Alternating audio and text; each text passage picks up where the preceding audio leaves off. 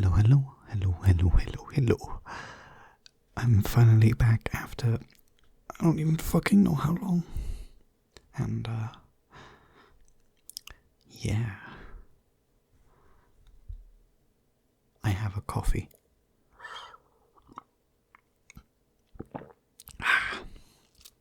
Caffeine.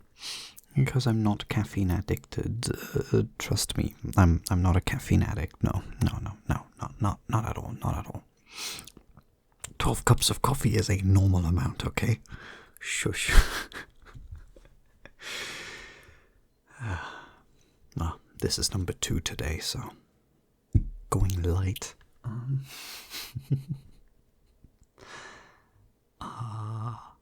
Yeah, I have no real clue what to do, so this is gonna be significantly more casual and improvised, because I'm just gonna ramble about random shit, and you can listen to my voice, I guess.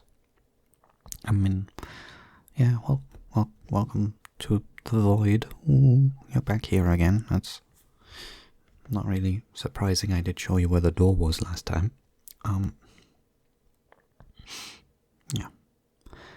Well, I mean, if you want a coffee, the coffee machine's back there. I know this is audio, so you don't know where I'm gesturing, but there. Yeah, do with that information what you will.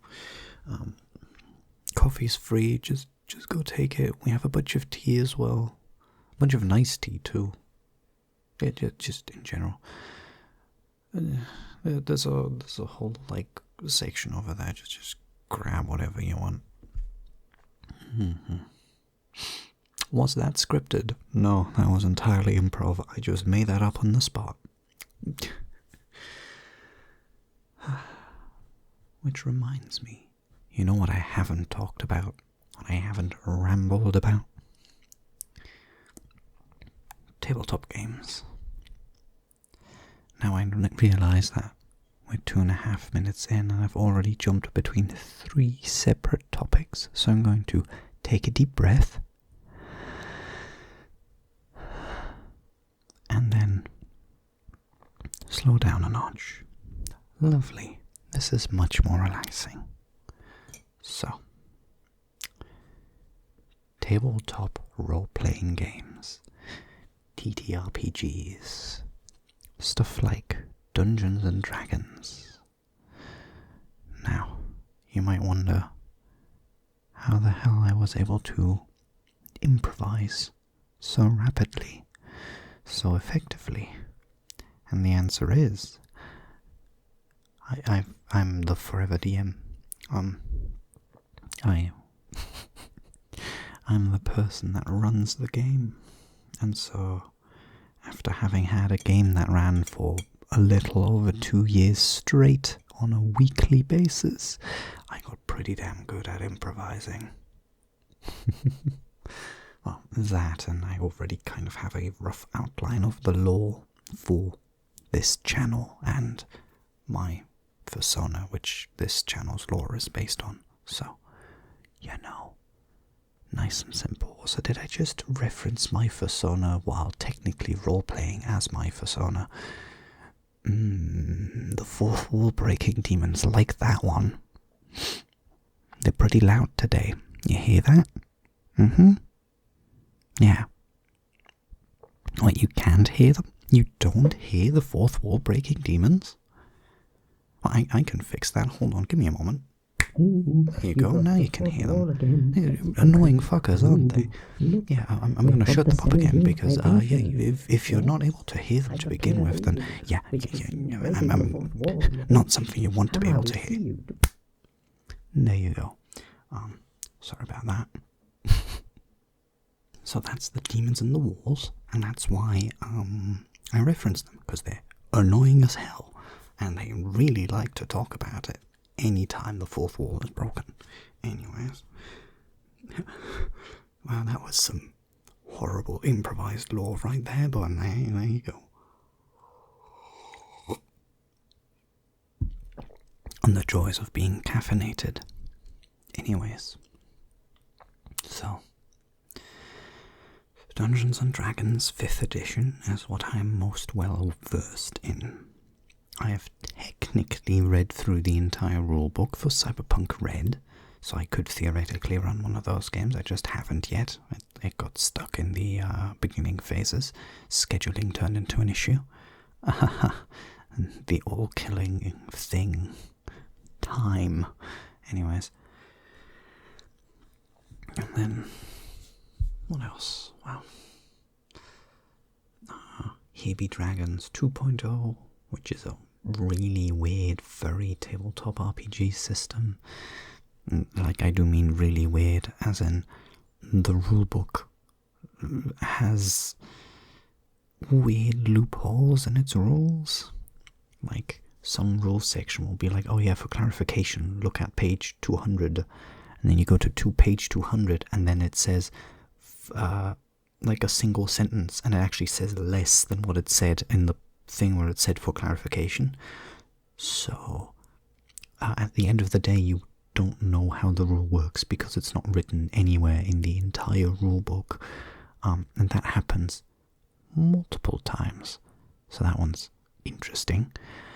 Still a pretty cool system, even if it has a few really weird things in it. Yeah. I could do dice rolling ASMR. Doesn't that just sound awful? Which is why I'm going to do just that right now. Let's see. Would you like to hear the sound of some dice, huh? Let me grab my box of dice.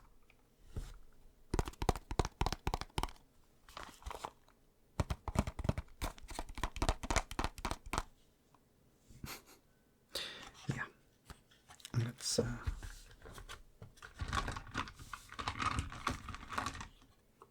sure. That's a D10 and a D12. Sure, we'll roll the D12. Let's see. What do you think it's going to be? 12-sided dice. We get a 5. Now a D10. This is the D10 that's meant to be used for, like, D100 rolling. So this is the one that has the tens digits on it. 70. Let's see. Here we go. The good old D20. The 20-sided dice that is at the core of several tabletop role-playing games. Let's roll this fucker. That is a 19. Almost a nat 20, but only almost. To be fair, these are my DMing dice, so they're a bit... They like to not go my way intentionally, which is also incidentally why I use them. Because it makes for better storytelling if my rolls go ass. Leads to weird scenarios. 17, but now that there's no game running, it seems to really like to roll high. That's nice. For once you're not rolling like a 3 7 times in roll 14. We are slowly decreasing. That is worrisome. My dear dice, what 7. If I didn't know how dice worked, I'd say that there is a good chance that the next roll is going to be even lower because of the prior rolls. But that's just simply not how statistics works. And 19 again. What did I say? Well, let's do something a bit nicer. Let's grab a bunch of dice.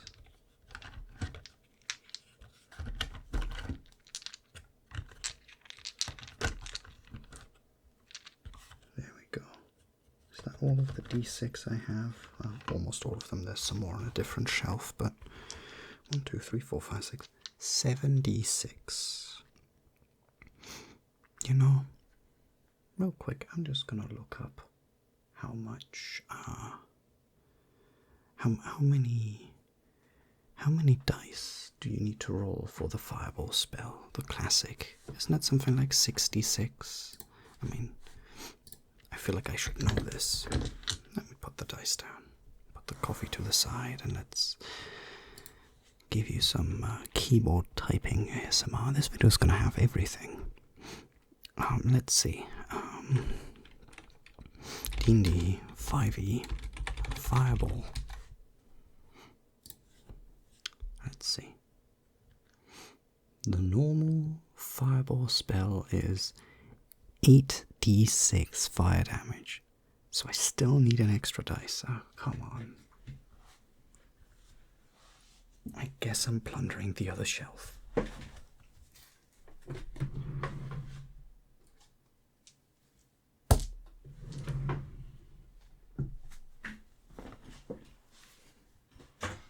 Ow. So, bag of dice. We open it, and then we go ahead and empty it out. And grab the d6. There we go. I now have 8 6-sided dice here. Some metal, some wood, some plastic. That's a sound. POV. The Dungeon Master has just declared that the enemy wizard cast Fireball on you. You failed your dex save. I'm terribly sorry, but you're going to be taking...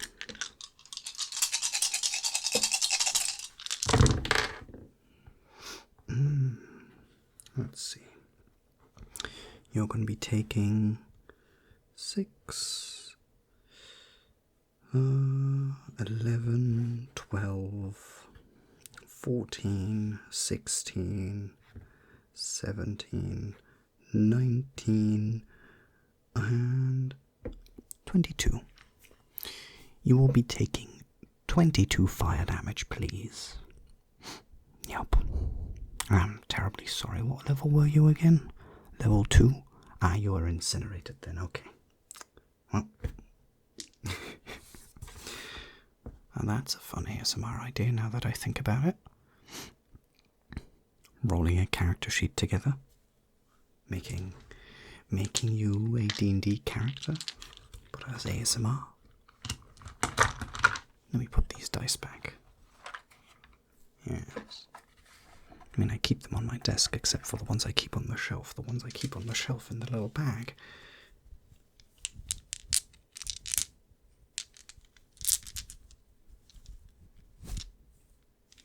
There we go, close the little bag.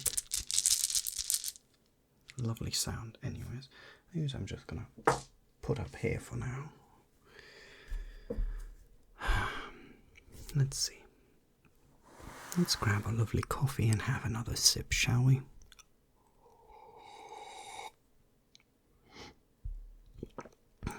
Where was I before I got sidetracked by dice? Right. Table Top Roleplaying Games. They're very fun. However, I do have to say you're gonna need people that have a schedule that is useful for your game. If you plan on playing any TTRPG for any prolonged amount of time, so that means if that one-shot you threw together once is inevitably going to turn into an entire campaign, which it will, trust me, it will.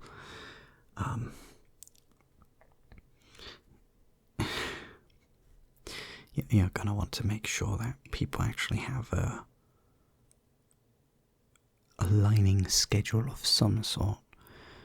For my group, that meant Sunday evening, specifically, because every other day was taken, either by other free time activities, by work, or other things, but Sunday evening is when all of us just so happen to have time. Another thing I need to recommend is playing TTRPGs in person is an entirely different vibe to playing them online. Like, entirely different. However, playing them online is just as much fun. In some cases it's actually more fun because there's fun stuff you can do if you have access to a computer. So there you know, that's something to keep in mind. But however tempting it might be, don't try to schedule games across time zones. It's only gonna end in sadness. Like, EU time zones, okay, there's like 1 or 2 hours difference at most. Yeah, you can do that, easy peasy. Like if you say Sunday evening, then it's gonna be Sunday evening for more or less everyone else in the group. The moment you have one person from the USA, Australia, Asia, in any larger difference, anything that's like 5 hours or more, evening for you is not evening for them anymore. That's gonna make scheduling really difficult. Because for some people you're like, oh, this is happening at the latest possible time for me. Sunday evening is the very last time slot because everyone needs to wake up on Monday. And then you end up having one person from the US in the group, and all of a sudden, for them, the game starts early afternoon. And that, complicates things, because a lot of people, if they have a life, don't have time early afternoon, just willy-nilly. Now, schedules are different for everyone. This is, of course, not a blanket statement, but in general, going across larger time zone differences makes scheduling a nightmare. Unless, of course, you decide to go mildly crazy like I did and make an Excel spreadsheet in which people can enter their own times, and then it converts all of the times to the same time zone, just UTC, and then the table compares free time slots and taken time slots and displays just those times at which everyone would have time. Now, for the D&D game, there was a good 3-4 hour long time slot at the end of Sunday that we were able to use. Nice and simple.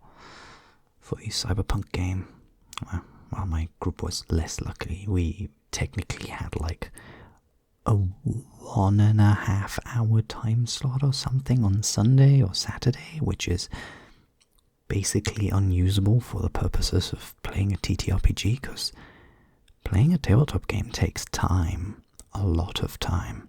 It's not something you just do in an hour, at least not if you plan on getting anywhere. And especially not with a bunch of first-time players. None of us have played Cyberpunk Red before, so we would all still be figuring stuff out. By the time the first hour passed, we'd maybe be talking to the first NPC at that point. That's not going to work out.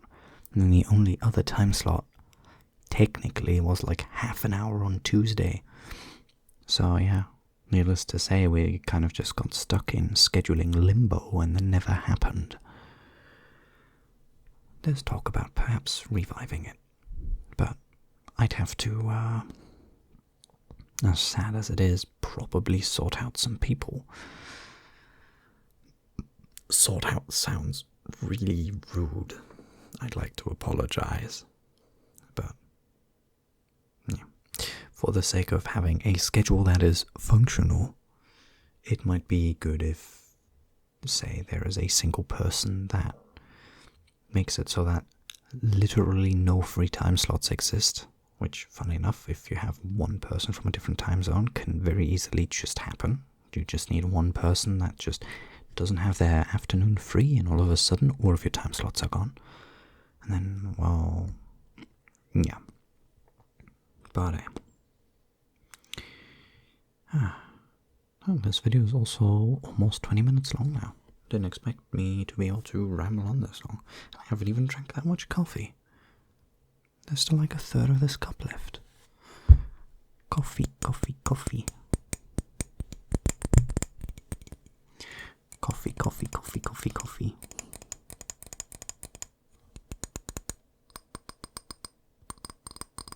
Well, that's a nice sound. The bottom of the mug sounds much nicer than the side.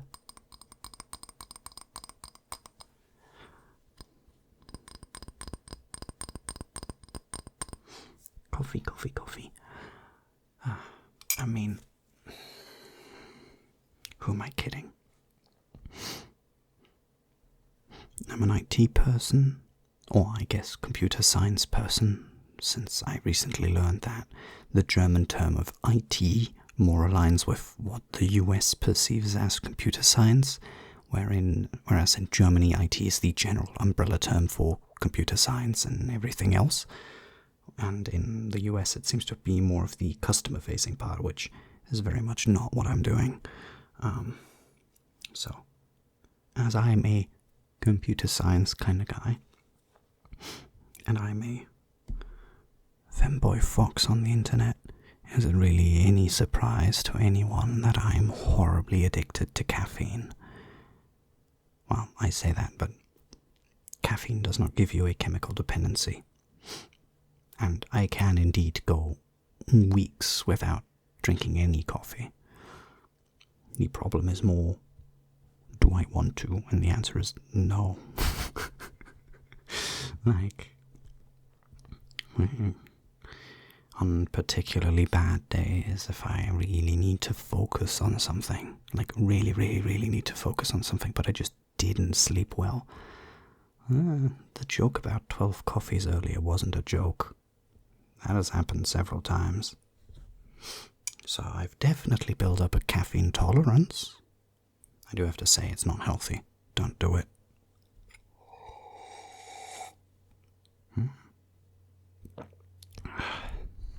Nom nom nom nom nom. Coffee. There you go. I haven't smooched you this entire video. Can you believe it? 22 minutes in and I haven't smooched you. That's sacrilegious. How dare I? Anyways, yeah. It's nice having recorded something again, because I've been having, like, I don't know if I'd call it like art block or something, of just, I start to record, and then I record like the first 5 seconds, and then I stop, and then I stare at my monitor for an hour, and then I don't have a video at the end, and then I scrap the first 5 seconds because they're literally me going, hi, and that's it. So, yeah. This time, I took a very long nap, grabbed a coffee, and just started talking, and here we are. And honestly, it's very refreshing to be back again, and just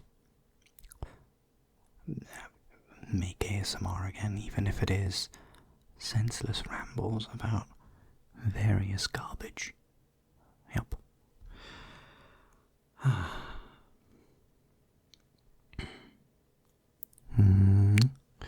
Another smooch for you, but all is well. I think I'm gonna aim for, let's say, 25 minutes, so the video's almost over. The fourth wall breaking demons, they're screaming at me again, but I'm not gonna make it so you hear them again, don't worry. You don't need to bother with that. Perhaps in another video I'll put a bunch of spells on you. See what it does, see what it sounds like. I mean, some people seem to have really enjoyed the last video in which I put like a brief spell on them and it changed the audio a whole bunch. And I think I might be able to put something together. Or like, maybe a video that's meant to like induce a trance kind of steal, or who knows. Either way, I'm very good at just rambling on for long amounts of time, as I'm sure you've noticed. And I like rambling about subjects I enjoy. So I hope this video is acceptable for you, even if it is a little bit less roleplay heavy.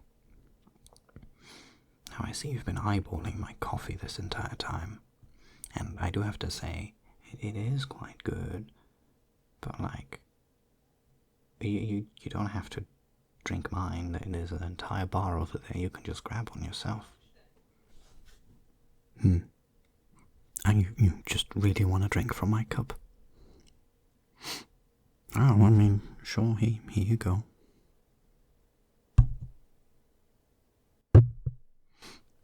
Yeah, it would appear that, I can't give you my cup, because this is audio.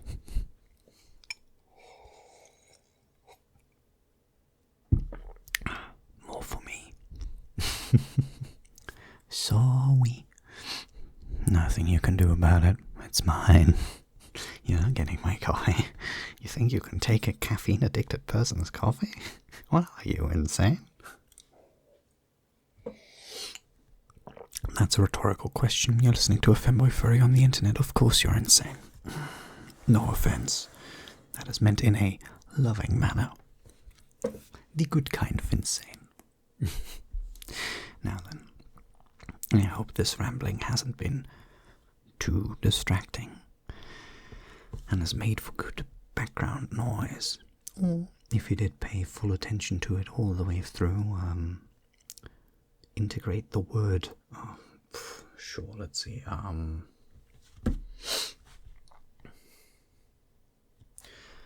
Put the word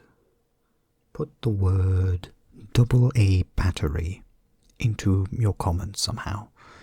That way I'll know that you watched it all the way to the end, because I totally can't already see that in the analytics when somebody watches all the way to the end. But like, go ahead, leave a comment. It's good for the algorithm. So yes, please. Check out the Discord, it's in the description. And otherwise, have a lovely, lovely good night. Bye-bye.